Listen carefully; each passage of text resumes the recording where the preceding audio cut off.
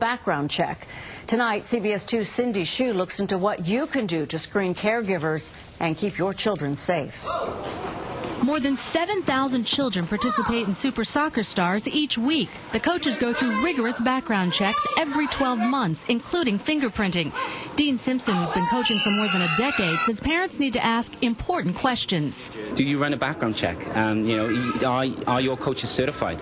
Do they have CPR and first aid? There's some really key questions they need to find out, because if they don't, you don't know what hands they're putting their child into. Gary Wexler is a former New York City police lieutenant who's now a private investigator.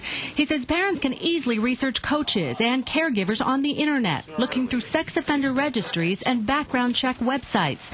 But his biggest concern is over sexual predators who have not been caught and have no criminal background. He says the key is to engage your children to talk to you about their activities whenever they're alone with other adults. And a lot of these individuals realize that we don't talk amongst ourselves, and they bank on the fact that that child is going to be too embarrassed to talk about it. He says casually approach your children in a positive way, asking who else was there, what they did, and whether they played any games. Very often, the perverts that are out there will engage them in games. Hey, let's play a game. And it starts out that way, and it could lead to very, very horrible things. Wexler says these talks with your children need to start early, as soon as they can communicate, 4 or 5 years old. And the key is to keep that line open, especially as they get older and oftentimes don't want to talk.